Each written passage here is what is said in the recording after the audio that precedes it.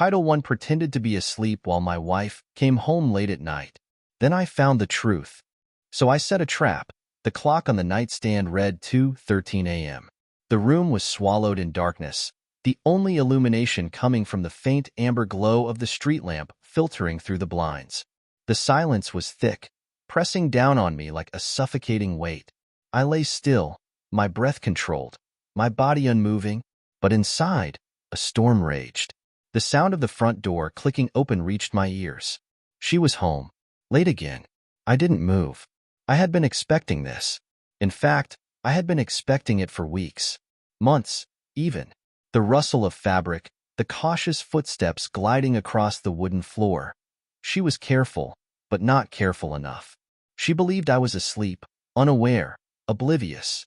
But I had been more awake in these past few weeks than I had been in my entire life. Then it hit me. The scent. It wasn't perfume. Not hers. It wasn't just the dull, tired fragrance of long hours outside or the lingering aroma of restaurant air. It was cologne. A man's cologne. Not mine. It was subtle, but it was there, clinging to her skin, woven into her clothes, seeping into our home like a poisonous fog. I felt it sink into the mattress as she settled beside me, tainting everything. My chest tightened. I heard her sigh softly, almost contentedly, as she slipped beneath the covers. It was a sigh I recognized. A sigh of fulfillment, of satisfaction. A sigh she had once only made with me. I gritted my teeth. There was no doubt left. None. She had been with him. The weight of betrayal settled like a stone in my gut. I could feel her warmth against my back, her arm draped over me in what should have been a gesture of intimacy, of love. But now, it was nothing more than an insult, a cruel act of mockery. I lay there, frozen, fighting every primal urge to pull away, to recoil, to scream. I had spent weeks in denial, grasping at straws, trying to convince myself that I was imagining things. But deep down, I had known.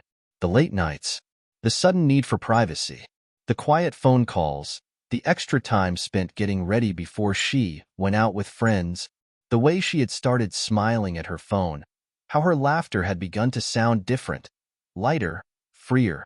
I had tried to ignore it. I wanted to believe her. I had asked her once, in passing, "Who keeps texting you so much?" She had smiled, too quickly, too effortlessly. "Oh, just Sarah from work. You know how she is." I knew Sarah. And I knew Sarah wasn't the one making my wife giggle like a teenager in love. Even now, lying beside me, she didn't feel guilty. She didn't toss and turn in shame. She wasn't agonizing over what she had done. No, she was sleeping peacefully, as if nothing had happened, as if I didn't exist. My mind swam with memories, our wedding day, the vows we had whispered to each other, the quiet mornings spent in bed, tangled together, before the world had a chance to interfere. I had built a life with this woman. I had given her everything, and she had given herself to someone else. I squeezed my eyes shut. My nails dug into my palm, but I refused to move. I wouldn't confront her tonight. Not yet. No. Tonight, I would pretend. Pretend to be asleep. Pretend to be oblivious. Let her think she had gotten away with it. Because soon, she would learn just how wrong she was. Morning came like a slow, cruel punishment. The pale light filtering through the blinds did nothing to chase away the storm inside me. I hadn't slept. Not really. I had spent the entire night replaying everything in my head, every sign I had ignored, every lie she had told me with a smile on her lips. Beside me, she stirred, stretching lazily before rolling over. No hesitation. No guilt. "Morning," she mumbled sleepily, her voice thick with fake innocence.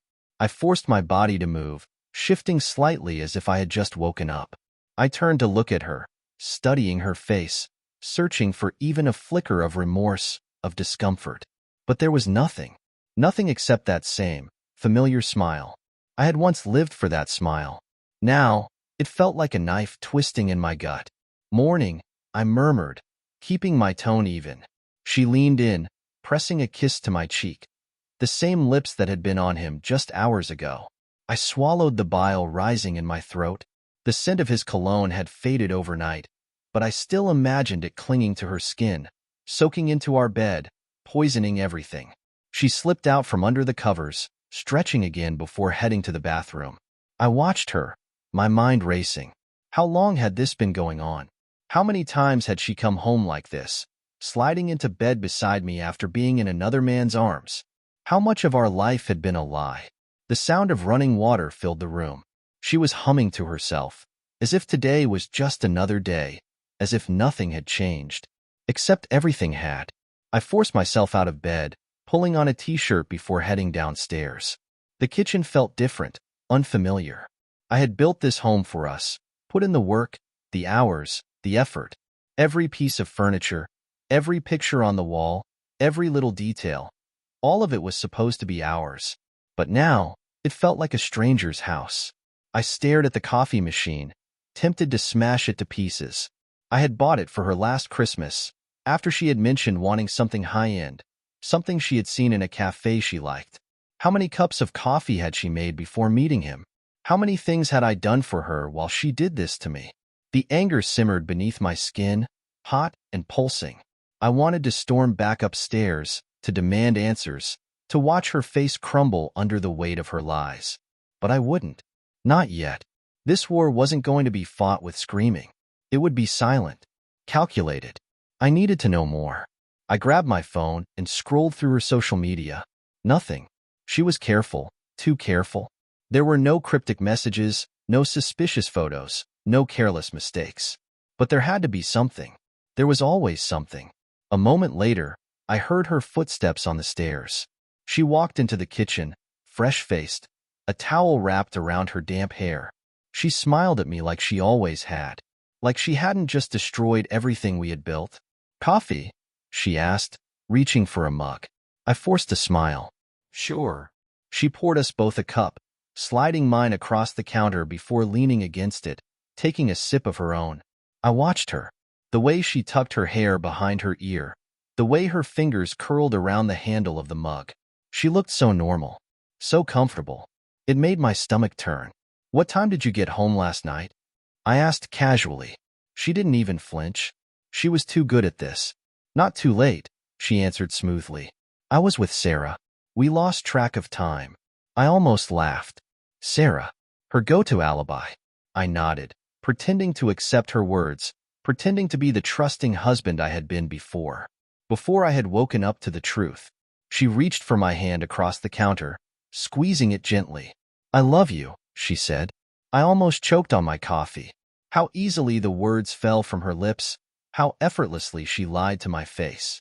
I looked at her for a long moment, wondering if she had always been this way, if I had just never seen it before. "I love you too," I lied back. Her smile grew, satisfied, content. But what she didn't know was that I wasn't the fool she thought I was.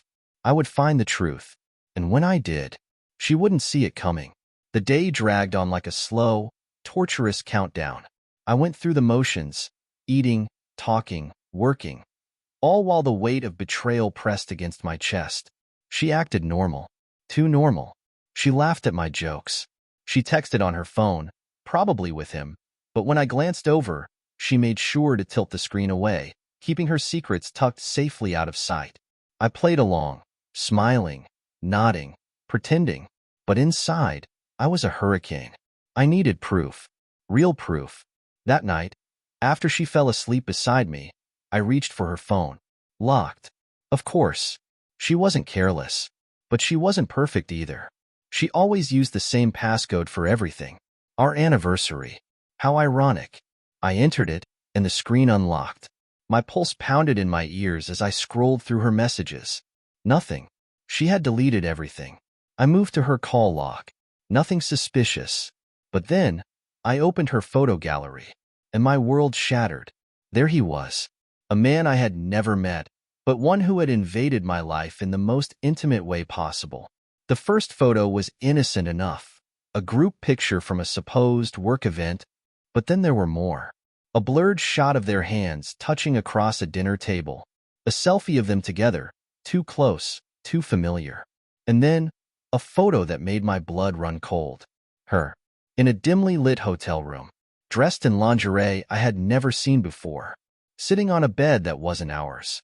Smiling. I gripped the phone so tightly my knuckles turned white. So this was it. This was what I had been reduced to. A fool. A joke. I wanted to wake her up right then and there, shove the phone in her face, demand an explanation. Not that any words could undo what I had just seen. But I didn't. Not yet. Because now, it wasn't just about her betrayal. It was about how I would make her pay. I placed the phone back on the nightstand, exactly where it had been, making sure she wouldn't suspect a thing. I lay back down, my body tense, my mind spiraling. She stirred slightly beside me, letting out another of those damn content sighs. I almost laughed. She thought she had one. But the game was only beginning. The next morning, I kissed her on the forehead before she left for work. "Have a good day," I said, forcing every ounce of control into my voice. She smiled at me, lied to me with her eyes. "You too, babe." And then she was gone. The second the door shut, I grabbed my keys. I wasn't going to wait around. I needed to see him. I had found his name in her email drafts, messages she had never sent but had saved. His name was Jason, and I knew where to find him. An hour later, I was standing outside a sleek office building downtown, watching as men and women in suits came and went. Then, I saw him. He was younger than me, late 30s, well-dressed, confident, the kind of man who walked like he had never faced consequences in his life. That was about to change. I didn't approach him. Not yet. I just watched, observed. He checked his phone, smirked slightly, then slipped it back into his pocket. Did she text him just now? Was she thinking about him while she kissed me goodbye this morning? A fresh wave of rage surged through me. I wasn't going to fight him. He wasn't worth it. But I would ruin them both. I had spent my entire marriage building a life, creating a home, being the man she could always count on. And she had thrown it all away for this. I turned on my heel and walked back to my car. The real game was about to begin. By the time I got home, my hands had stopped shaking, but my mind was sharper than ever. I wasn't just a betrayed husband anymore. I was a man with a plan. I spent the next few hours gathering everything I needed. I backed up every text, every picture, and every email she had deleted but could still be retrieved. I made copies of financial records, tracked her spending habits, the secret hotel charges, the expensive dinners, the gifts that weren't for me. Piece by piece, I was building the case against her. But my next step wasn't just about exposing her. I wanted her to feel it, to experience the same cold knife of betrayal that had been buried in my back. So, I waited, setting the trap. She came home that evening, her face glowing, her lips still curved in that effortless smile of a woman who thought she was in control. I greeted her like I always did, warm, casual, as if I were the same clueless fool she had been lying to for months. "How was your day?" she asked, placing her purse on the counter. "Busy," I replied. "Had to deal with some unexpected things." She didn't even flinch, didn't even suspect that she was the unexpected thing. As she moved around the kitchen, pouring herself a glass of wine, I studied her. The way she carried herself, the way she seemed so relaxed, so confident in her deception. I had loved this woman. I had built a life with her. And yet, she had made a fool out of me without hesitation. Not anymore. "Hey," I said, keeping my voice casual.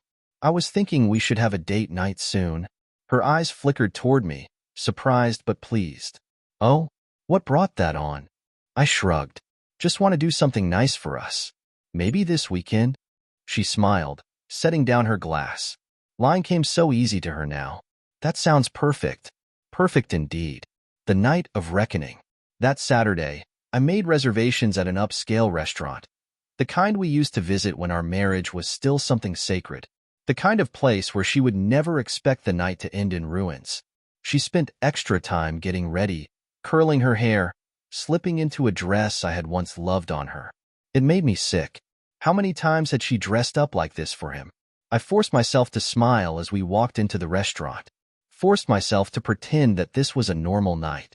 That I wasn't about to shatter her world the way she had shattered mine. The waiter seated us near the back, where it was quieter, more intimate. She reached across the table, lacing her fingers with mine. "I'm really glad we're doing this," she said. I almost laughed. "Oh, Sweetheart, you have no idea. I leaned in slightly, lowering my voice. Before we order, there's something I want to talk about. Her smile faltered just a little. Oh. I pulled out my phone and slid it across the table. Open the gallery.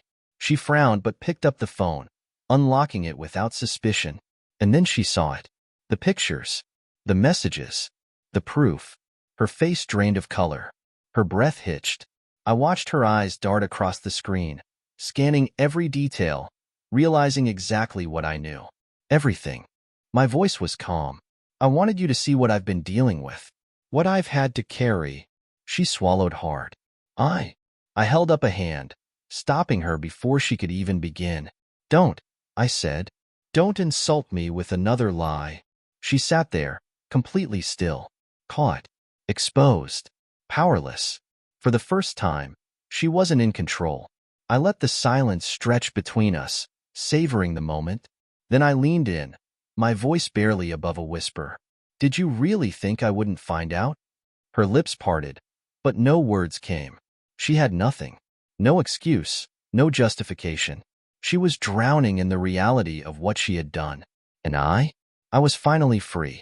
She sat there, frozen, her breath shallow, her fingers trembling as they clutched my phone. She had been caught. No more excuses. No more lies. For a long moment, she said nothing. I watched as the weight of her betrayal crushed down on her, as her mind raced to find a way out, a lie, an excuse, anything. But there was nothing left for her to twist, no words she could conjure that would erase what she had done. I leaned back in my chair, exhaling slowly. I felt nothing for her now. No love, no sadness, not even anger, just emptiness. Finally, she whispered, "Where did you get these?" I almost laughed. That's what she wanted to know. I shook my head. Does it matter? She blinked rapidly, her breath coming faster. It's not what it looks like. I tilted my head, studying her. Oh, so you weren't sneaking around? Lying to my face? Sleeping with him? Silence. She opened her mouth, closed it again. There was nothing she could say. Her eyes glistened, but I felt no sympathy. Not anymore. You don't understand, she tried again. It wasn't. I laughed, low and bitter. Don't do that. Don't sit here and insult me one last time. She swallowed, looking around, as if hoping someone would come and save her from this moment. But there was no escape. Not this time. I let the silence stretch, savoring her discomfort. Then I leaned in, my voice calm, deliberate. I'm not here for an explanation. I'm not here to hear your pathetic excuses. I saw her flinch at my words, but I didn't care. I'm here to tell you that I'm done. Her eyes widened slightly, but she didn't speak. I continued, my voice steady. I spent months thinking I was crazy, doubting myself, defending you in my own mind. But I see it now. I see you. And I wish I could say I hate you. But the truth is, I sighed, shaking my head. I feel nothing for you anymore. Tears finally slipped down her face. Good. She reached across the table, desperation flickering in her gaze. Please, don't say that. We can fix this. I can fix this. I pulled my hand back before she could touch me. You had a choice, I said, my voice firm. And you didn't choose me. She shook her head, the reality of the situation settling in. I was stupid. I wasn't thinking. I didn't mean to hurt you. Another laugh escaped me. You didn't mean to hurt me? You meant every lie, every secret, every night you spent with him instead of me. Her lips parted, but no words came. I nodded slowly. Yeah, that's what I thought. Then I leaned back and delivered the final blow. I want a divorce. Her entire body stiffened. No, please. We can fix this. I can. I cut her off with a shake of my head. You broke us. And I don't pick up broken things. Her face crumpled. But I was already done. I slid an envelope across the table, the divorce papers, already signed. She hesitated before reaching for it, her fingers trembling as she opened it. Her eyes scanned the contents, and when she looked back up at me, she knew it was over. I stood up, pulling a few bills from my wallet and placing them on the table. This is for dinner, I said coldly. Go ahead and finish your wine. You're going to need it." Then I turned and walked away. I didn't look back. She wasn't mine to care for anymore. As I stepped outside, the night air hit my skin, fresh and crisp. For the first time in months, I felt free. No more doubt, no more pain, just clarity, and the sweet, undeniable taste of freedom.